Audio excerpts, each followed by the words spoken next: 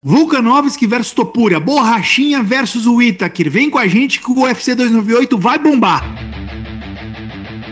Presta, filhas.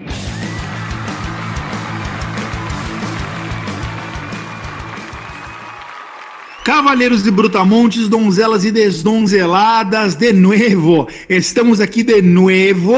Eu sou Fabiano Rampazzo, pisando no octógono de 3 tapinhas, desta vez para descascar UFC 298, Volkanovski versus Topuria. Uau! Uau! Se nenhuma tragédia acontecer, a gente vai ter o Whittaker e Borrachinha também. Essa eu só acredito vendo, só acredito quando olhar para os dois ali e o Bruce Buffer anunciar. E por favor, inscreva-se aqui no canal, já começar a falar isso cada vez mais cedo. Inscreva-se aqui no nosso canal no YouTube, 3 tapinhas, deixa teu like, dá aquele joinha, dispara esse link aqui do vídeo pelo WhatsApp nos seus grupinhos de Telegram, de WhatsApp aí, e vamos com a gente no YouTube e no Spotify. Tem gente que escuta a gente pelo Spotify, vocês não pedem por esperar aqui no Rampazzo Reage. Ô, Meloto, tá empolgado com esse evento numerado que, pô, tá prometendo aí, hein, minha Wikipédia do MMA? Seja bem-vindo. Com certeza, rapaziada. Hoje já estou aí contando os minutos já, né? Falta muito tempo ainda, mas tô muito ansioso. Esse card aí promete. Não é nota 10, já teve melhores, mas perto do que a gente teve esse ano, pra mim tá super bom.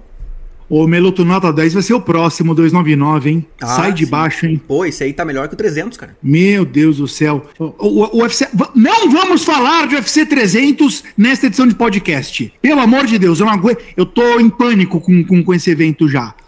Barbie, e aí? Bem-vindo, meu amigo. Tá empolgado com esse evento numerado? Tá empolgado com a luta principal? Já sabe qual que é a luta que foi a vencedora na enquete para você fazer a análise de luta mais para frente? Me conta aí, me dê suas boas-vindas para todos nós, capitão. Senhoras e senhores, soldados, sejam muito bem-vindos. Eu já sei qual é a luta que vai rolar a análise e eu não estou muito feliz com isso. Soldados, vocês têm que ser mais puristas como seu capitão. Vocês têm que parar de olhar as coisas com base em torcida. Vocês têm que pensar, existem aqui 2 corpos lutando. Qual que é a luta mais interessante? Assim vocês matam seu capitão do coração, mas eu não poderia estar mais empolgado para essa luta, nem mais assustado, nem mais ansioso, porque é aquilo, né? Quando tem 2 garotos do seu capitão lutando, ele já entra na luta com o coração na mão, sabendo que ele vai terminar o dia triste de algum jeito. E é assim. Barbie, a voz do povo é a voz de Deus. E aonde tem, você pode odiar, você pode amar a Borrachinha,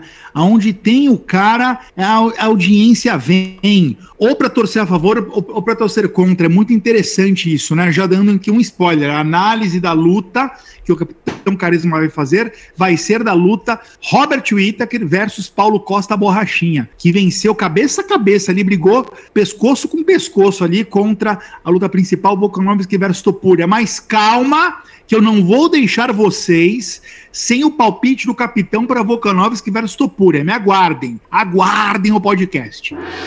E o evento passado, pessoal, vamos desespinhar as nossas gargantas? Começa você, Melo. Qual que é o teu espinho na garganta do UFC Fight Night Hammerson versus Pyfer? Bom, meu espinho vai pro Joey Pyfer pela prepotência dele antes desse evento. Ele falou coisas...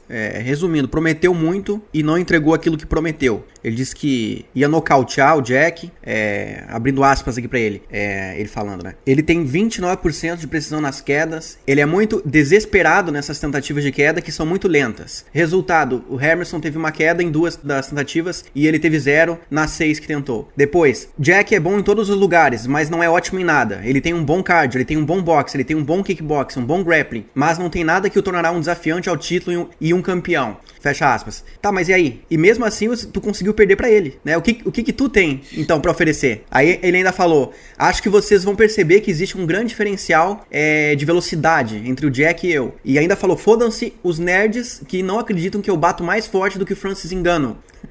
Porque teve uma competição lá de uma máquina lá pra quem acertasse o soco mais poderoso e ele ganhou segundo ele, né? O Joe Rogan também comprou essa ideia.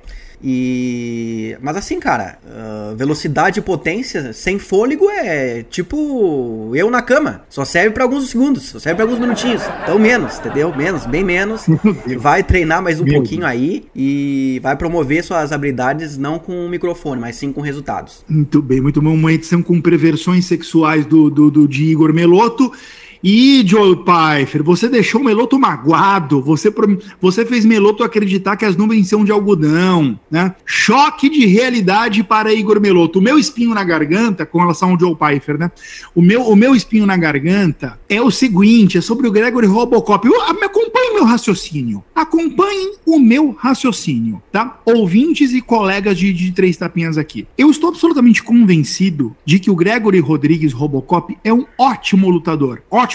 Ele vai bem em todas as áreas, ele queda bem, ele tem uma variedade legal de quedas, ele é por ofício um grappler, né? Então vai bem no chão, ganhou notoriedade, né? Vem nocauteando, vem trocando cada vez com mais desenvoltura, um lutador completinho, né? É um ótimo lutador o Robocop, mas, e quase tudo na vida tem um mas, ele não me inspira confiança, Eu fui junto com o Barbie nessa, eu achei que daria também o Brad Tavares, porque não me inspira confiança, por quê? Né? Eu preciso dizer por quê. O cara é o queixo, tem uma ideia, ele passa uma ideia de um queixo de vidro ali, de alguém que mesmo com todas essas valências, mesmo indo bem em todos os campos que uma luta de MMA pode propor num combate, tudo pode sempre ir por água abaixo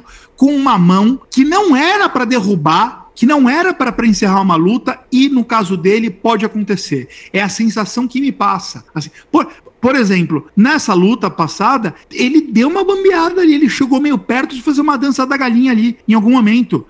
Não acho que foi super contundente, que foi um vacilo do Brad Tavares que podia ter encerrado a luta ali e tudo. Acho que ele recuperou até que bem o Robocop. Mas tem essa lacuna, tem esse probleminha ali que é algo que faz eu não comprar o barulho dele como eu gostaria de comprar. Este é o meu espinho. Rampa, o Robocop não é a nova versão do Mutante? César Mutante, pô, aí você foi maldoso, hein, o Beloto. Cara, de verdade, eu acho uma ótima referência e lembrança, porque ele é mais completo que o Mutante, ele entrega mais, ele vence mais lutas. Mas a analogia tá boa, de alguém que vai bem em todos os campos, mas tem aquele gap ali de um queixo de vidro. Acho que não é tanto quanto o Mutante fosse, ele teria perdido na patada que ele levou do Brad Tavares ali, não, ele recuperou, né?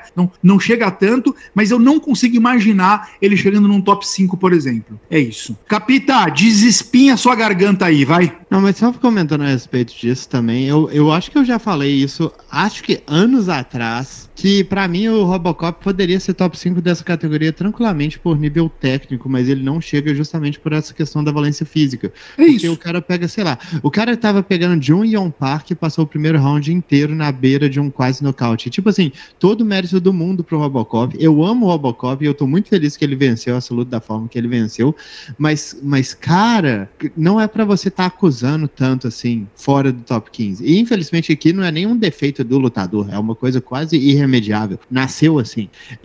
Mas enfim, indo pro meu espinho... Ô capitão, antes do seu espinho, você que é um bravíssimo entendedor de lutas e desse game, desse esporte que a gente tanto ama, qual seria a solução pro Robocop, pensando nos próximos anos de carreira dele? Como que resolve um problema desse, ô Barbie? De absorção de golpe? Pois é, o foco aqui tem que ser diferente. Se você tem uma absorção de golpes ruim ou mediana, você tem que focar em fazer coisas que não expõem esse tipo de coisa. Principalmente porque, assim, o Robocop, ele gosta de trocar, mas ele tem muitas outras valências, e ao invés de ele priorizar essas valências, ele ainda prefere ir pra trocação, sabe?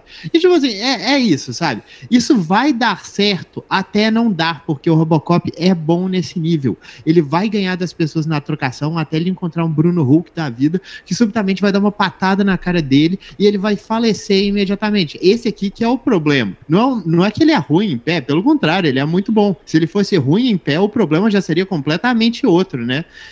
Mas aqui ele precisa priorizar priorizar a defesa, as quedas e o jogo de chão e fazer um jogo mais metódico. Esse aqui seria a solução simples, a curto prazo, né? É uma questão de mudança de estratégia para você não ter esse problema te afetando de uma forma tão drástica assim. Só pra deixar claro, eu acho ele muito melhor que o Mutante, tá? Foi só uma analogia de um cara muito perigoso com um queixo, né, vulnerável.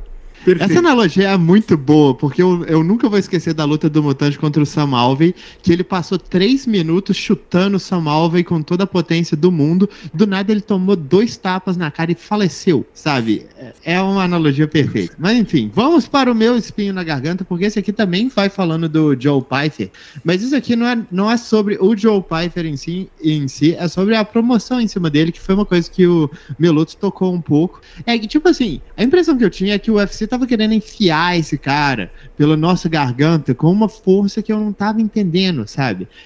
Porque sim, ele tem muitas qualidades e, pra ser sincero, eu até achei que ele fez uma luta boa.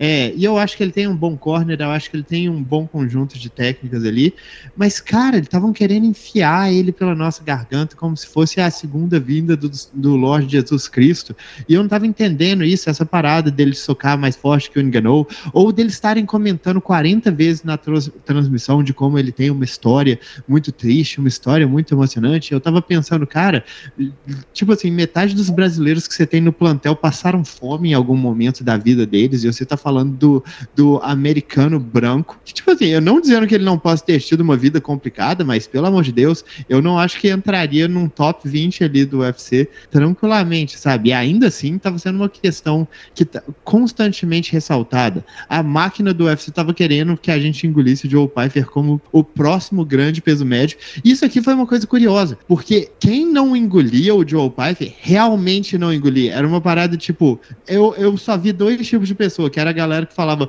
o Joe Pyfer é sim o próximo, ele é o cara, e a galera que falava, eu não tenho nem certeza se esse rapaz vai ser top 5 em algum momento, quanto mais ser o próximo grande peso médio do mundo, sabe? Não tinha um meio termo aí, e eu acho que ainda não tem. Eu vou dizer, como eu falei, eu gostei da performance dele, eu acho que eu vejo mais potencial nele com essa derrota do que eu vi com as vitórias dele no geral, mas é isso, tem que segurar um pouco a onda aí. Menos, né? Menos. Vamos para Rampazzo Reage. O Meloto quer atacar de chacrete de novo? Com aquela vinhetinha lá? Dessa vez não, né? Entendi. Rampazzo Reage. Uma hora, 3 tapinhas, desenterra uma vinhetinha para esse quadro. Selecionei 3 comentários muito legais que fizeram ali no vídeo do nosso último podcast, da nossa edição ali em 3 tapinhas. O primeiro, vou ler aqui o nome do camarada, é o Wilson Dagoberto. Olha que legal. Batê deve ser gaúcho, hein? Não querendo ser oportunista, mas sou caminhoneiro e essa semana estava ouvindo pelo Spotify o episódio 15. E quando o capitão falou da luta do Hammerson, na hora eu falei, o Hammerson vai ganhar. Ele é muito resiliente, tem muito boa trocação e se estiver focado, é muita porradaria. Forte abraço. Realmente o Wilson Dagoberto, você e teu caminhão tão profetizando aí, mandou bem, hein? Porque, engraçado, né? Ele não só percebeu ali, eu tô acreditando que é verdade, né? Porque ser engenheiro de obra pronta aqui também é fácil. Mas estou acreditando que o cara, em tempo real ali, reagiu, conversando com o seu caminhão e falou, vai dar Hammerson, e os motivos pelo qual ele previu foram exatamente os motivos que fez o Hammerson ganhar, né? Ele estendeu a luta e a partir do 3º round começou a virar. Muito bom, muito legal o teu comentário. Obrigado aí, Wilson.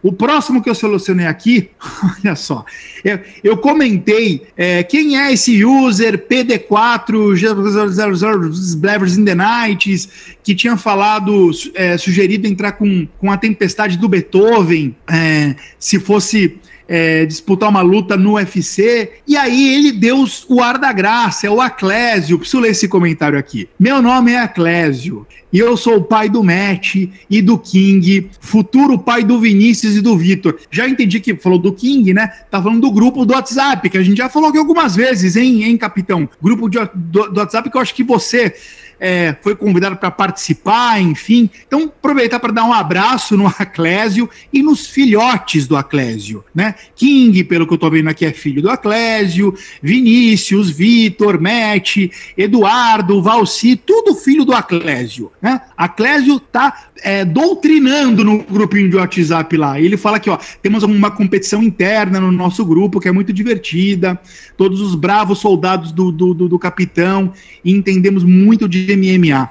Não tenho a menor dúvida, se todos eles foram soldados e passaram ali pelo round extra alguma vez, não tenho dúvida que deve ser um grupo muito qualificado. Parabéns aí para todos vocês. Aliás, capitão, teve algum comentário em algum momento aqui, em algum vídeo, dizendo pra gente um dia chamar o Yuri para participar de uma edição dos Três Tapinhas. Fica o convite aqui no ar pro nosso bravo amigo Yuri, né? O ex-Rampazzo, o ex-parça do Yuri, na hora de apresentar um podcast aqui. O que você achou dessa ideia, capitão? Amo o Yuri de todo o coração, seria um prazer ter o meu antigo colega aqui com a gente. Uai, venço! Ficou o convite, hein? Um abraço pra galera aí, ex-soldados.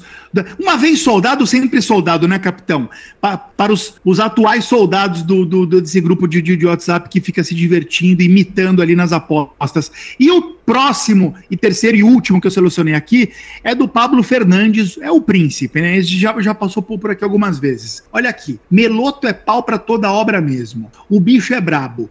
Até a vinheta de gemido ele faz. Aí, Meloto, tá... A carinha do Meloto. Eu não vejo a hora desse podcast ter vídeo. É Tim Chandler, rival da dignidade. Ouvi dizer que com 5 mil inscritos, ele, Meloto, vai pôr a calcinha vermelha do McGregor.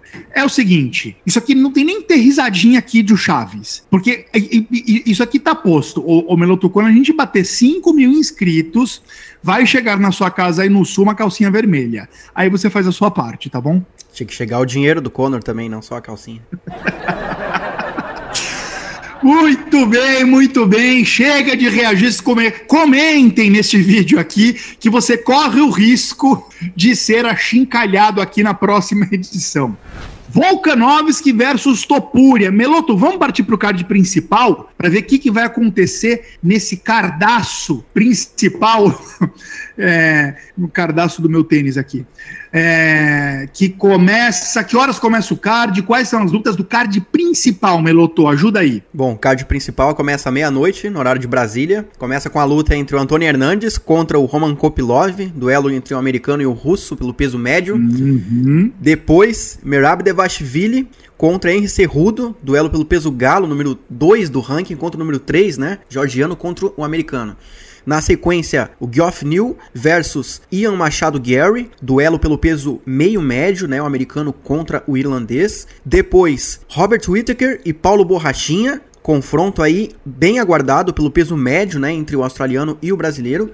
E depois, por último, na luta principal, duelo pelo peso pena, valendo o cinturão, Alexander Volkanovski e Ilia Topuria, Austrália versus Geórgia. Uau, capitão, é um cardaço de bota de exército, hein, capita? Tá bom esse card, hein?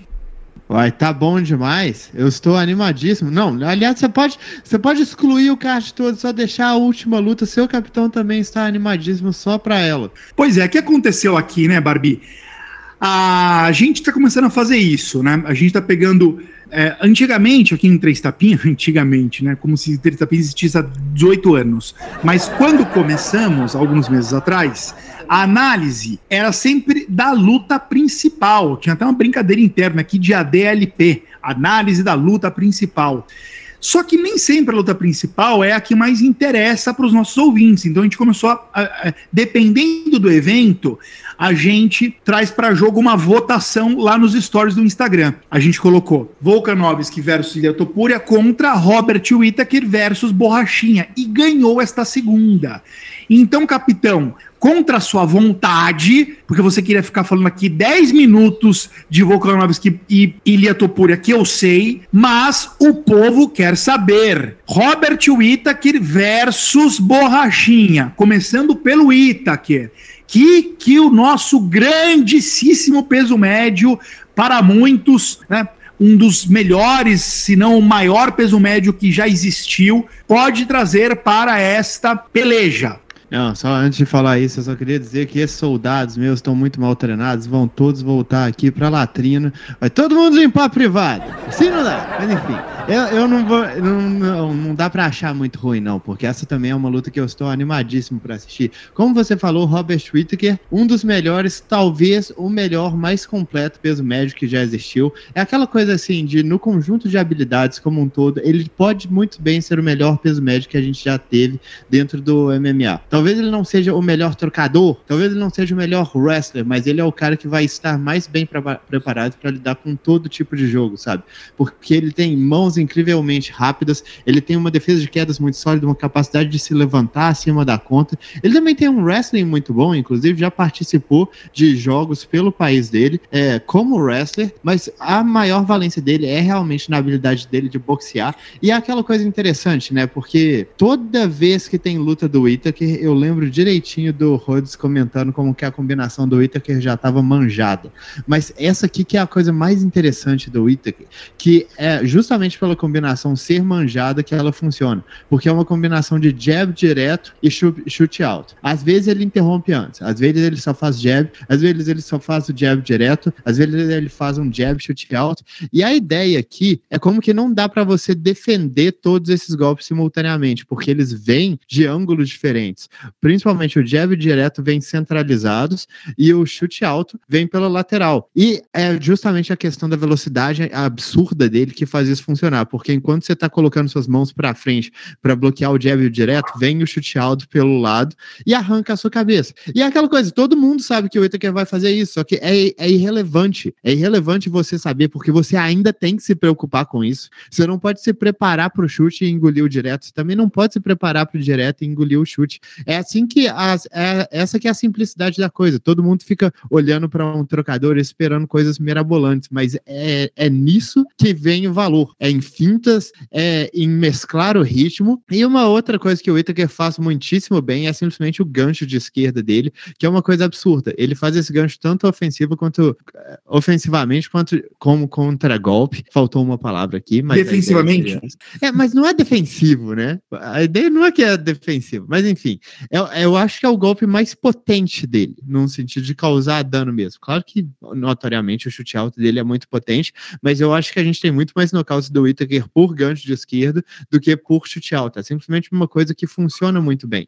E fora isso, o diferencial dele na categoria é realmente essa questão de velocidade. Ele também é um cara muito inteligente, mas ele é um cara que vai muito mais tipo assim, eu vou impor o meu jogo em cima de todos os meus adversários. Justamente porque esse jogo funciona muito bem no geral. Ele pode mudar essa estratégia, ele mudou a estratégia contra o Israel Adesanya, que funcionou muito bem. A única coisa que me preocupa a respeito dele é uma coisa que a gente falou aqui do Robocop, que talvez ele não tenha a melhor resistência do mundo, né? Ele morreu pro Dricus com a desgraça de um jab. Tudo bem, foi um jab muito certeiro, mas é aquela coisa que você fica pensando, um cara com um queixo realmente sólido ali, talvez não teria morrido da mesma forma. Eu acho que em termos técnicos, como já foi falado, talvez o melhor médio da história, mas não quer dizer que ele seja perfeito.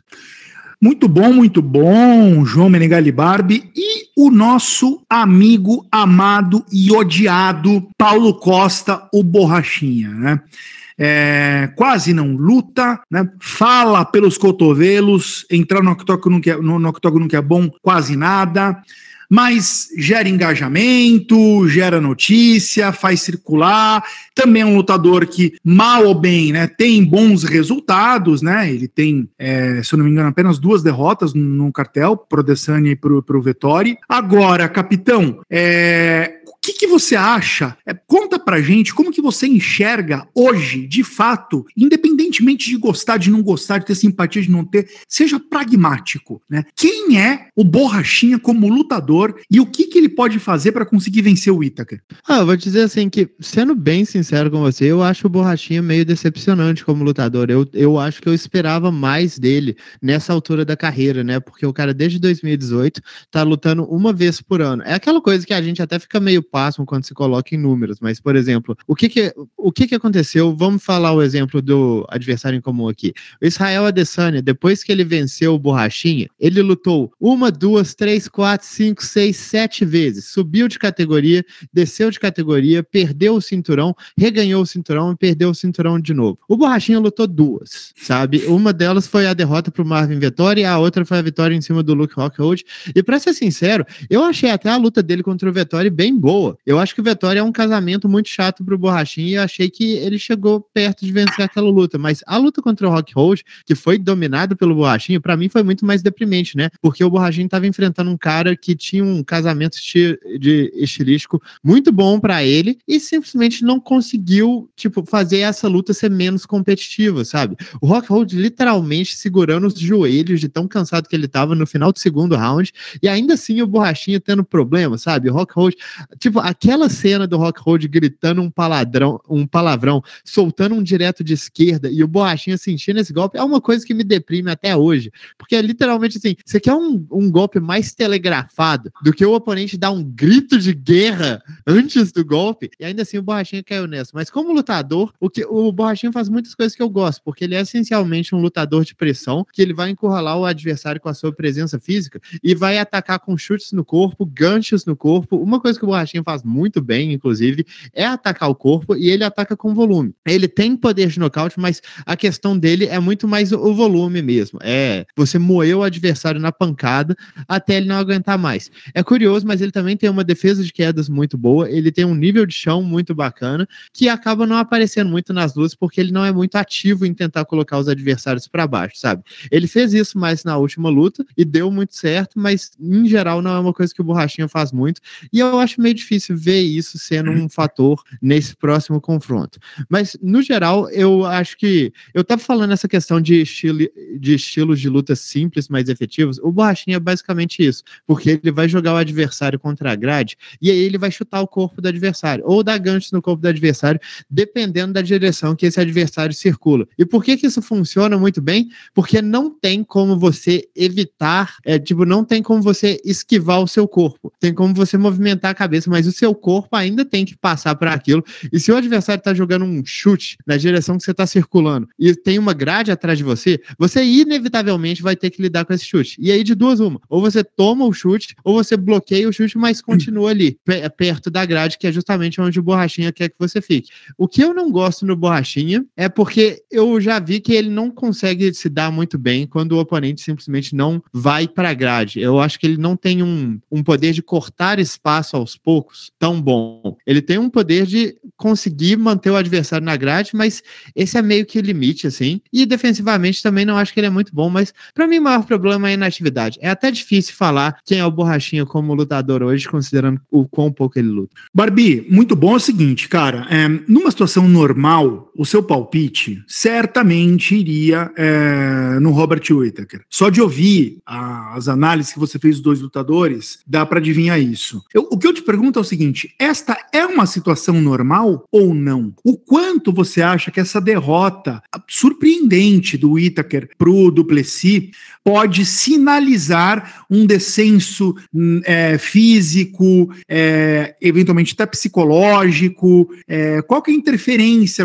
O que essa derrota, da maneira como aconteceu pro Du Plessis, porque os insumos vêm muito mais do Whittaker do que do Borrachinha, que não luta, como você acabou de pontuar, né?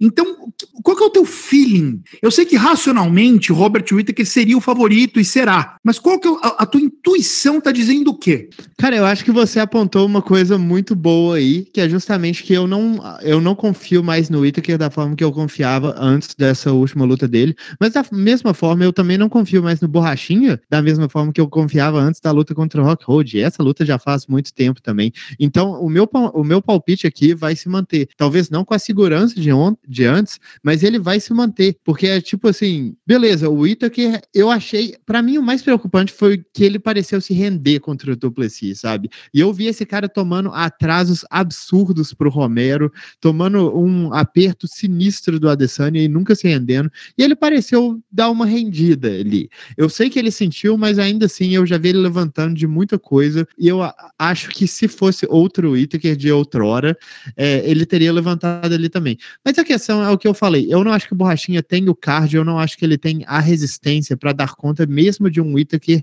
que não está mais no auge, sabe? Eu acho que é muito complicado eu querer fazer um palpite no Borrachinha, considerando que eu não vejo o cara lutar já tem bastante tempo. A última vez que ele lutou foi o quê? 16 meses atrás? 1 ano e meio atrás? Mais do que isso, cara. Então, é impossível apostar nele nessas circunstâncias. Ele é o lutador inferior, ele é o lutador menos técnico, ele é o lutador menos ativo, ele também não tá numa fase melhor. Eu sei que ele vem de vitória, mas ele vem de vitória em cima de um cara que tá voltando de aposentadoria. Eu acho que por casamento de estilo, o Whittaker tem tudo que ele precisa para só circular na grade e dar uma surra no Borrachinha só baseado na diferença de velocidade que existe entre os dois, sabe? Ele já fez esse jogo de circular contra o Gastelum e funcionou perfeitamente bem. Eu não tenho motivos para acreditar que contra o Borrachinha seria algo diferente. Eu acho que aquela guarda do Borrachinha vai ser uma avenida pro jab direto do Whittaker. O Borrachinha vai ter que fazer um jogo extremamente sólido de cortar espaço, porque o Whittaker movimenta mais rápido do que ele e também soca mais rápido do que ele, sabe? O Borrachinha vai ter que ser inteligente nessa luta e eu honestamente não acho que inteligência seja uma das principais valências dele como lutador. Ele tem uma estratégia e um plano de jogo que geralmente são bem feitos, mas não é um cara que consegue se adaptar muito rapidamente a algo que o adversário está fazendo que complica ele. Então o meu palpite está indo aqui no Robert Whittaker. Anotado, Barbie, anotado. Atenção, hein? Volkanovski versus Topuria. Daqui a pouco o Barbie vai dizer quem que ele acha que leva essa luta. Ô Meloto, faz tempo que não te escutamos. Conta, Meloto, o que tem aí para falar pra gente sobre esse evento? Bom, eu separei aqui algumas informações sobre os principais lutadores que vão lutar nesse card. O Henry Cejudo, pra quem não sabe, ele dispensou o Eric Albarracin, o grande treinador dele de wrestling, né, ao longo de toda a trajetória, não só no UFC, mas no próprio wrestling. E ele disse que essa dispensa aí foi pra ele ter um pouco mais de disciplina, porque ele não quer misturar muito a relação pessoal dele que ele tava tendo com alguns treinadores que eram muito próximos, então ele fez aí uma escolha um pouco mais profissional para ele se preparar para essa luta, que pode ser a última luta da carreira dele. Segundo ele, se ele perder, ele pode acabar se aposentando definitivamente. O Merab, ele acredita que essa luta vai definir o próximo desafiante ao cinturão, né, contra o vencedor de Sean O'Malley e Marlon Vera. Ele acha que o seu cardio e o seu estilo de pressionar o tempo todo é algo que vai diferir ele dos oponentes anteriores do Cejudo, e isso fará a diferença nessa luta. O Whittaker e o Borrachinha ambos prometem que vão nocautear, que vão definir essa luta antes da decisão dos juízes. O Ilia Topuria, ele vem fazendo um trash talk absurdo aí, né, que vem envolvendo até outros lutadores, e a última declaração dele é que apostar na vitória dele contra o Volkanovski é a aposta mais segura que alguém pode fazer na vida. E o Volkanovski também não tá sendo tão humilde, tá dizendo que vai humilhar o Topuria, vai mostrar a fraude que ele é, e disse também, aí uma informação interessante, que ele ainda pretende subir pro peso leve e diminuir um pouco a imagem que ele mostrou nessas duas lutas contra o Islam Makhachev, mas não necessariamente para fazer uma trilogia com o russo, e sim para se testar contra outros lutadores da categoria, porque ele acha que poderia gerar bastante entretenimento e se testar, né, contra esses outros tubarões da categoria até 70 quilos. Cara, aqui eu só queria fazer um comentário, que foi uma coisa que o próprio Volkanovski falou, mas tipo assim, esse lance do Cejudo ter demitido o Albarracin, eu já não concordo com isso por si só, mas o cara mandou essa na câmera, sabe? Ele mandou essa no embedded do pré-luta, sabe? O que é isso, cara? Eu espero com todo o meu coração que aquilo tenha sido atuação, porque o cara demitiu o técnico dele, um cara que causou a revolução na carreira dele, na frente das câmeras pra criar conteúdo pra mídia, mas Barbie, de Deus. Eles são muito amigos, né? Então certamente foi só um comunicado para as pessoas. Certamente não, né? Não tenho segurança disso. Mas eles são muito amigos. Aliás, o principal motivo da demissão foi justamente esse, que a relação estava meio corrompida por conta da intimidade, da amizade. Não estava conseguindo puxar tanto quanto poderia, se fosse uma relação mais profissional, mais distante. Então acho que não sei, meu palpite é que não houve indelicadeza e insensibilidade nesse episódio, não. Cara, mas... só comentando sobre isso, é porque, tipo assim, cara, eu posso estar tomando as dores do Albarracin, que nem sequer se ofendeu com isso. Eu só achei meio bizarro a ideia do cara estar esperando as câmeras do UFC estarem em cima dele pra falar pro amigo dele, nós não vamos trabalhar juntos pra essa luta. Talvez eles tenham falado na descrição e falado, vamos falar isso também lá, só pra dar um showzinho pra galera. Eu acho possível. Eu acho possível também. E se for o caso, tá tudo em cima, né? Mas, cara, eu só fiquei pensativo com isso. Ô Meloto, e o card preliminar tá tão bom quanto o principal? Já adianto que não chega tanto, né? Vamos ler ele aí pra galera e falar exatamente que horas começa esse evento, que começa um pouco mais tarde, hein, do que os últimos aí, né, Melo? Canta pra gente aí o card preliminar, por favor. Eventos pay-per-view geralmente são um pouco mais tarde mesmo, infelizmente, aqui pra nós do Brasil, né? Mas não podemos reclamar tanto, porque na Europa lá é bem mais tarde.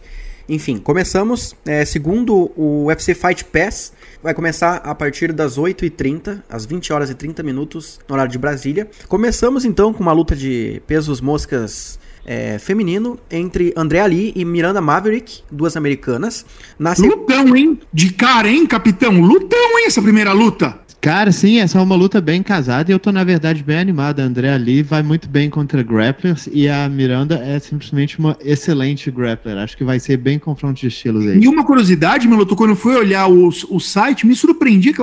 Opa! A Miranda Maverick não é ranqueada ainda? Me surpreendi com isso também. Mas segue lá, Meloto. Mas começamos bem o card, hein, Melo? É verdade. Aí depois a gente vai pra luta entre o Oban Elliott versus o Val Waldburn, né? Um galês contra um jamaicano pelo peso meio médio. Na sequência, o americano Josh Kinlan versus o compatriota Danny Barlow pelo peso meio médio. Depois disso, o chinês Zheng Mingguang versus o brasileiro Brandson Ribeiro, duelo pelo peso meio pesado. Depois, o japonês Hinya Nakamura contra o equatoriano Carlos Vera, duelo pelo peso galo. Na sequência, o brasileiro Marcos Pezão contra o neozelandês Justin Tafa, duelo pelo peso pesado. E para encerrar o card preliminar, as brasileiras Amanda Lemos e Mackenzie Dern em duelo pelo peso palha feminino. Ô, pessoal, deixa eu fazer uma retificação aqui, que eu falei agora há pouco que o card preliminar não estava tão bom e tal. Retiro o que eu disse. Tá também um cardaço de bota. E vou até fazer uma inversão aqui, porque agora chegou a hora da pergunta capiciosa. Essa eu sei que tem a risadinha do capeta aí por trás. E eu vou até inverter e trazer a pergunta capciosa para o Meloto primeiro, porque ela tem a ver com isso. Com o card, né? Do UFC 298 em si. Meloto, duas perguntas em uma. Eu vou falar duas de uma vez só.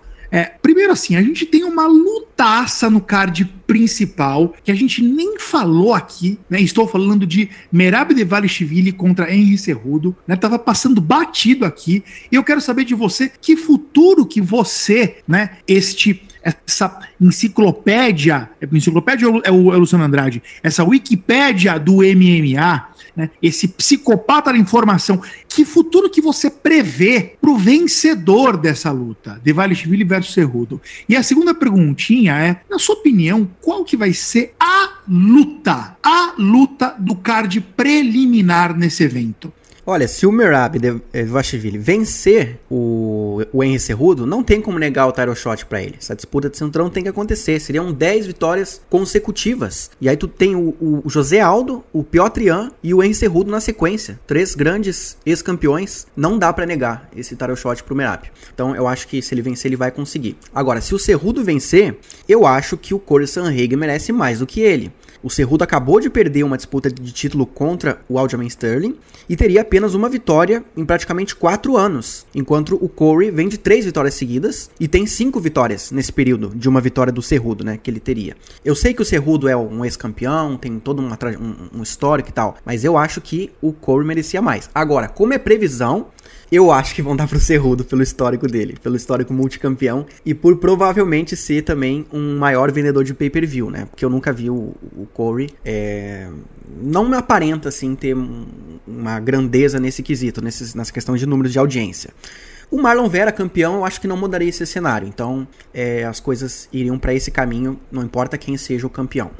Mudando agora a pergunta, né? A luta que mais me chama atenção no card preliminar, que eu acho que vai ser o maior lutão, né? Que me gera mais expectativa também, cara, é Amanda Lemos e Mackenzie Dern.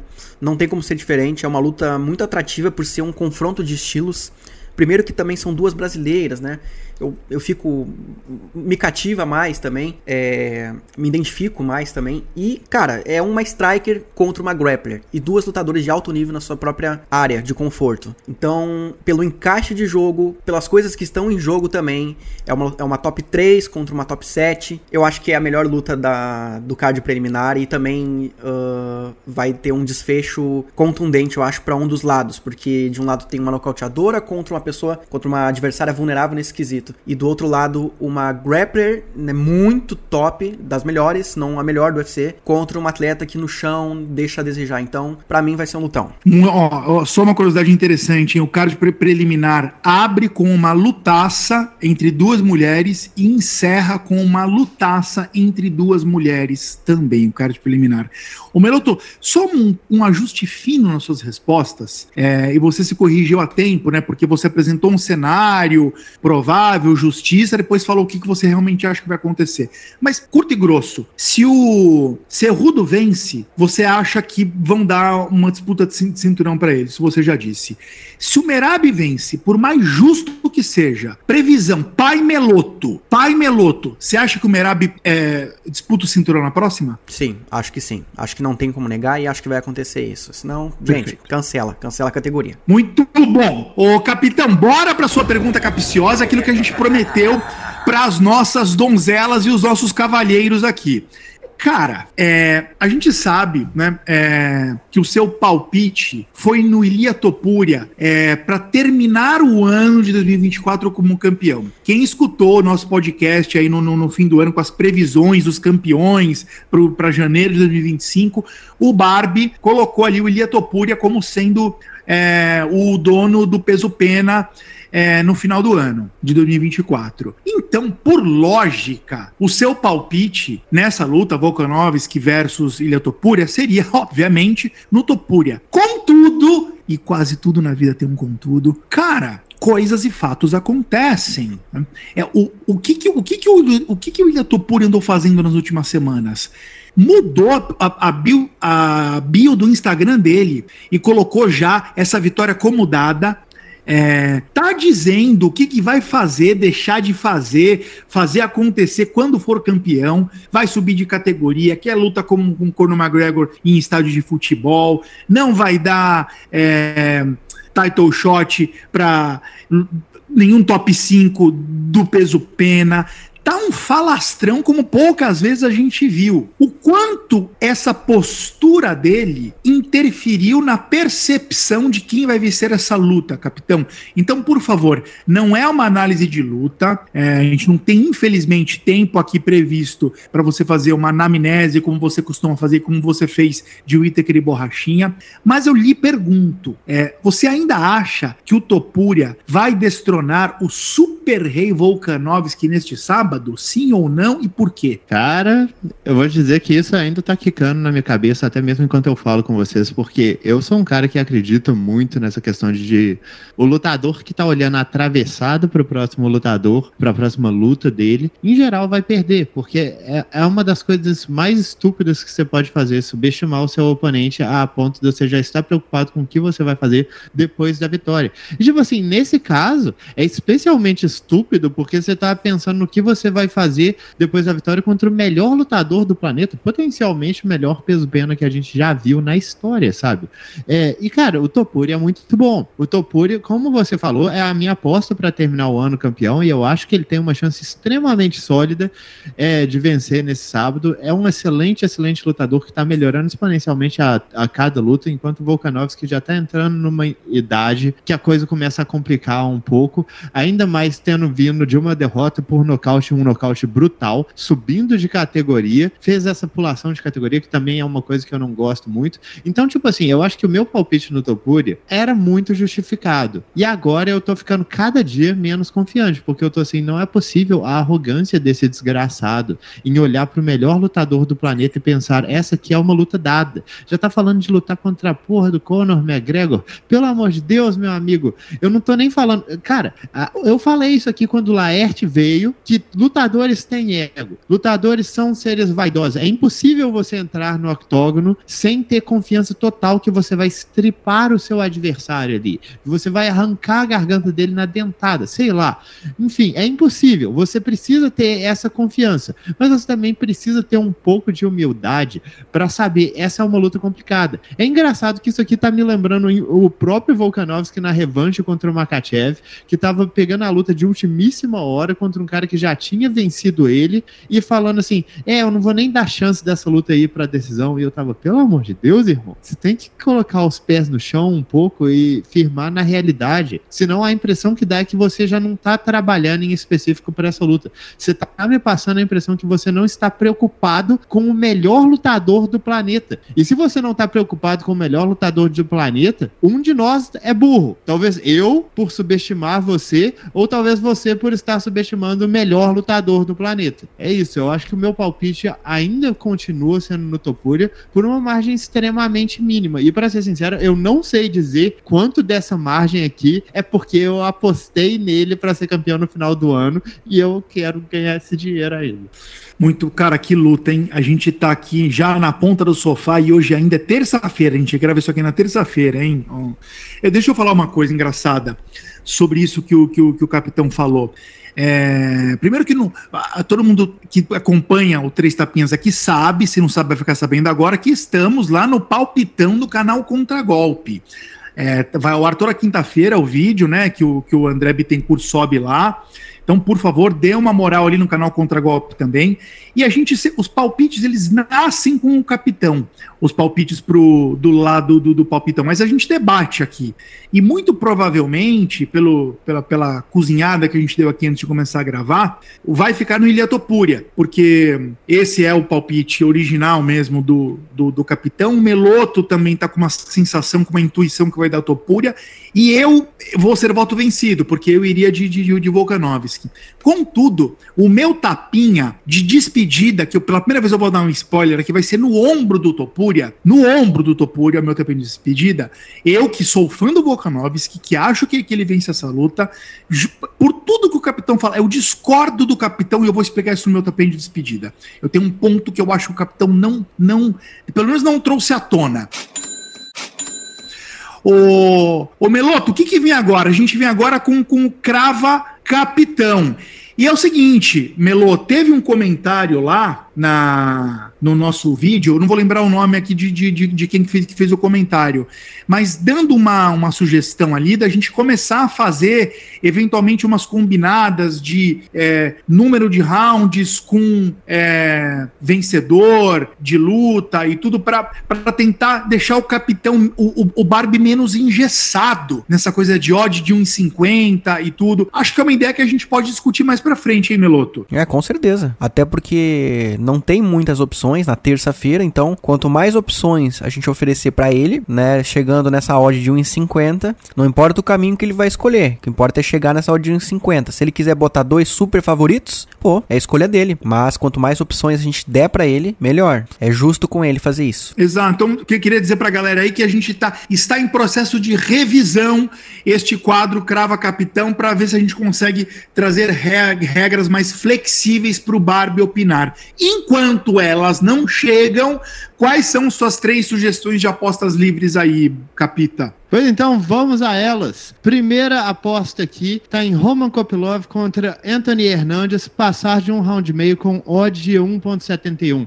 Eu não vou dizer assim que essa é uma odd dada, obviamente se tá pagando 1,71 tem bastante risco aqui, mas o que eu acho essa aqui muito interessante é que ambos são lutadores que vencem muito mais por desgaste do adversário do que por um golpe definidor. Se você vê as lutas deles dentro do UFC, tanto tanto as vitórias quanto as derrotas, em geral, passaram desse tempo. Em geral, eu digo assim, a esmagadora maioria. O Kopylov é um cara que trabalha muito golpes no corpo e vence os adversários a partir disso, enquanto o Hernandes é um cara que trabalha muito pressão e cardio. Ele acaba conseguindo definir as lutas no final do segundo pro terceiro round. Então, eu acho que essa aqui é uma aposta que tá valendo bastante a pena. Borrachinha contra o Whittaker, passar de 2 rounds e meio, segunda aposta, tá pagando 1.62. Eu acho essa aqui também uma muito interessante, porque apesar desses caras serem definidores, eles têm poder de nocaute, eles são considerados nocauteadores dentro da categoria, mas você vê as lutas dele, em geral, elas vão pra decisão. É raro eles realmente definirem uma luta, e em geral também é uma questão muito mais de desgaste do adversário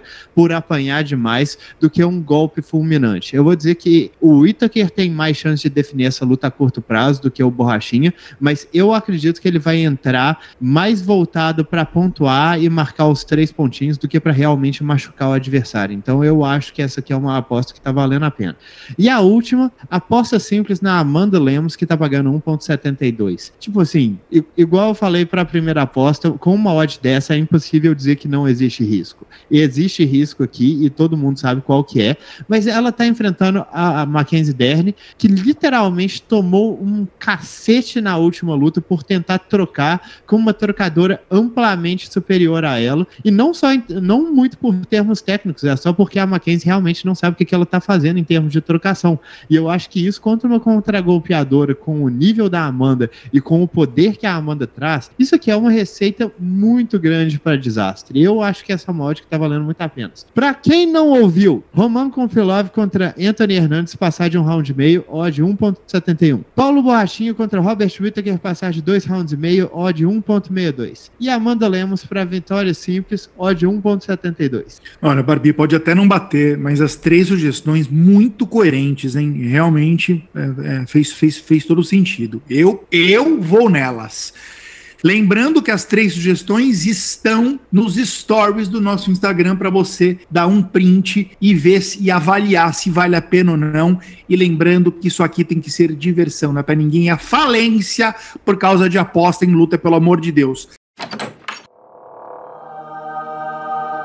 Baú do Meloto. Conta, Meloto, pra gente aí o que você vai trazer dentro da tua caixa de Pandora do MMA. Bom, galera, já que o UFC 298 vai ter os principais australianos da história do MMA no card, eu decidi fazer uma lista, um ranking, com os 10 principais atletas do MMA deste país. E usando critérios objetivos, como até onde cada lutador conseguiu chegar em termos de ranking e título, e em ordem decrescente, começando pelo 10º lugar. Então, o 10º colocado dessa lista é Steve Erceg, peso mosca, que chegou ao número 11 do ranking do UFC nessa categoria. Ele segue invicto atualmente ainda na organização, com 2 vitórias, incluindo uma sobre o David Dvorak, um polonês aí que estava ranqueado. Número 9, Jack Della Maddalena, chegou também à 11ª colocação, só que no peso meio médio. Teve vitórias sobre Kevin Holland e finalizou Randy Brown. Segue invicto também no UFC com 6 vitórias.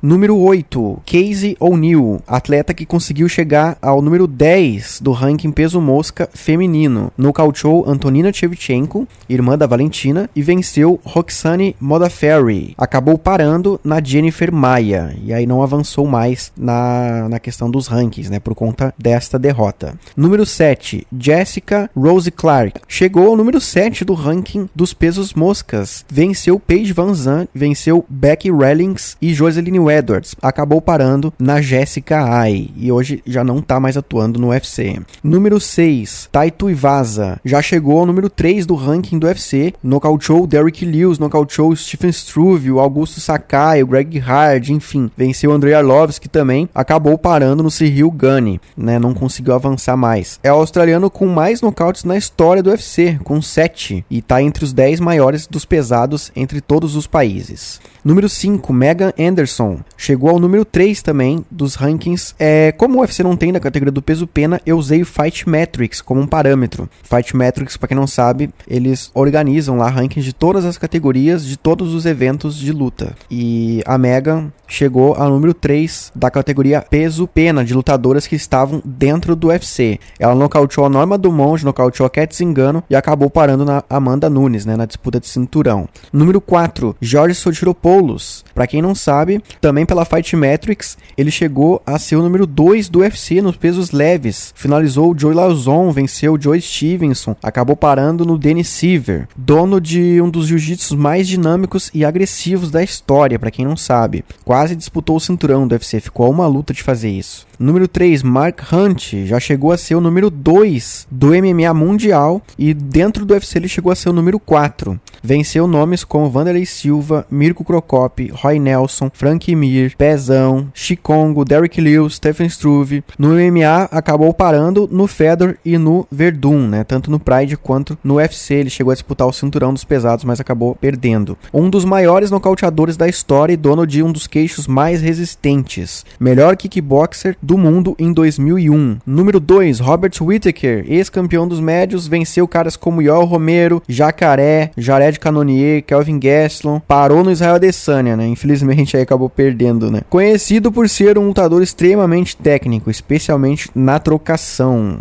E agora, número 1, Alexander Volkanovski, atual campeão dos penas, venceu nomes como José Aldo, Max Holloway 3 vezes, Chad Mendes, Brian Ortega, enfim, 6 vitórias valendo título no UFC, atrás apenas do José Aldo no peso pena, que tem 8. Australiano com o maior número de vitórias, 13, e teve uma sequência de 12, e tá entre os 10, as 10 maiores sequências da história do UFC. Parou em Islam Makhachev, né, mas segue invicto no peso pena, e é conhecido aí por ser um dos melhores e mais técnicos da história. É isso, galera. Que maravilha, hein, Meloto? Que você sabia que a Austrália tinha esse peso todo, essa história toda, estava tão gorda assim no MMA?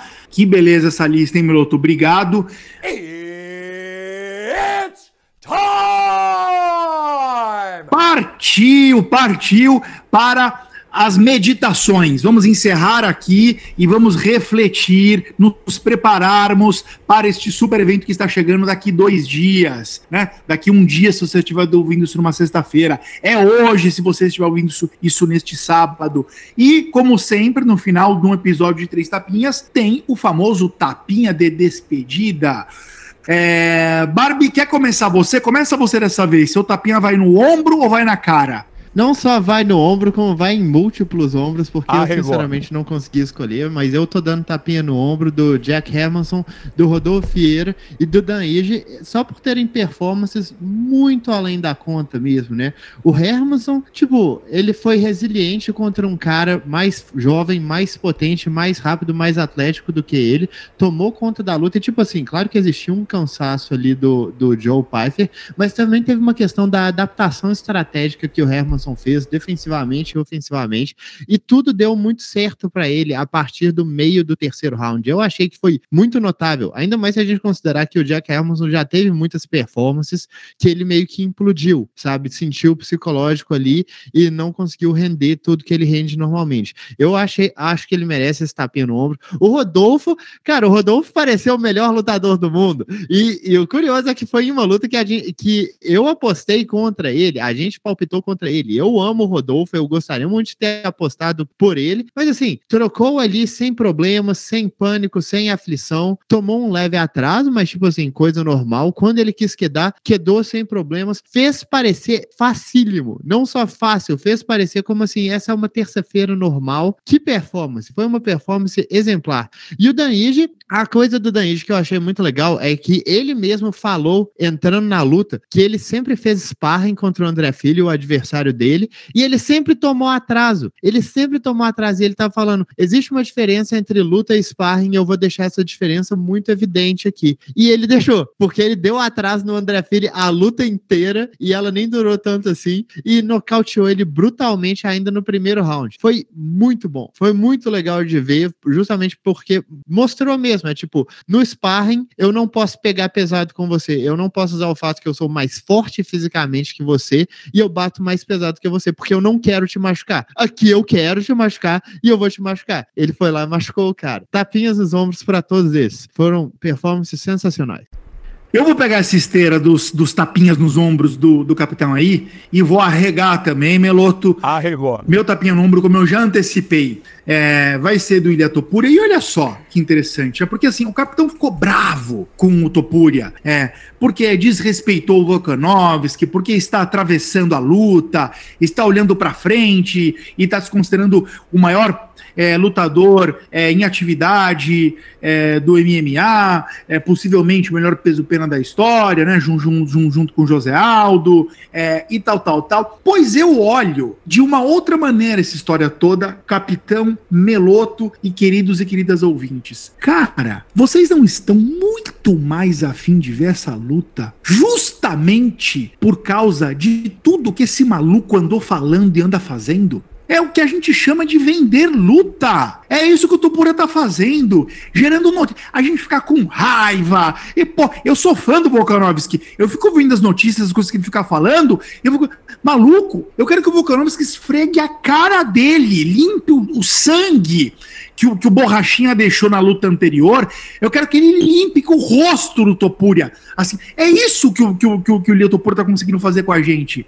Tá deixando a gente muito mais afim de ver essa luta. E eu acho isso muito bacana, louvável, reconheço isso. Né? Ele está mexendo com as nossas emoções. Então, tapinha nas costas do Topuria, justificado. Vai, Meloto. Eu, ao contrário dos senhores, vim para esse podcast provido de coragem. E o mal-humorado. Se bem que o teu tapinha aí sobrou até né, pegou de raspão um tapinha na cara do Borrachinha, né? O brabo tem nome. E o nome dele é Meloto. Tá bravo. Então é o seguinte, hoje não vai ser no Dana White, tá? Se bem que ele merecia também, porque não anunciou a luta principal do UFC 300 no Super Bowl. Mas o meu tapa vai ser na cara do Don Davis, o dono da PFL, que está deixando a Cris Cyborg a maior peso-pena da história do MMA feminino e uma das maiores da história do MMA. De molho na geladeira aí, não tá fazendo ela lutar. A Cyborg mesmo deixou isso público, que existe aí um boicote a ela para que ela lute contra a Larissa Pacheco com um bom tempo inativa antes dessa luta. E eu acho isso uma sacanagem, ela mesma tá expondo isso pro público, enquanto o Don Davis fica dizendo, não, essa luta vai acontecer, fiquem tranquilos, em 2024 vai acontecer e tal. Mas cara, se é pra acontecer, tem que acontecer nas melhores condições da Cyborg. Ela quer que essa luta ocorra agora, a Larissa também gostaria que ocorresse antes, e a PFL não tá fazendo. E outra, o Bellator, que ainda tá existindo, vai colocar a Lia McCurt, que é uma lutadora, ela que ia disputar o cinturão contra a Cyborg, contra uma outra atleta que ela já venceu. Já era pra essa disputa de cinturão contra a Cyborg acontecer, e também não vão fazer essa luta. Então, esse tapa tem que acontecer, vai ser nessa edição, vai ser na cara do Don Davis, por nos bastidores tá sendo sacana com a Cyborg, e publicamente tentar aparecer uma imagem de bom moço. Muito bem. Tapinhas devidamente distribuídos, né, meus amigos? E vamos com tudo, porque faltam poucos dias, poucas horas para este evento fundamental em que vamos descobrir quem é quem no peso-pena, sem contar as outras lutas desde o card preliminar, como o Meloto trouxe aqui, que estão excepcionais, tá? Em um ótimo card, vamos para cima e até a próxima semana. 3 tapinhas.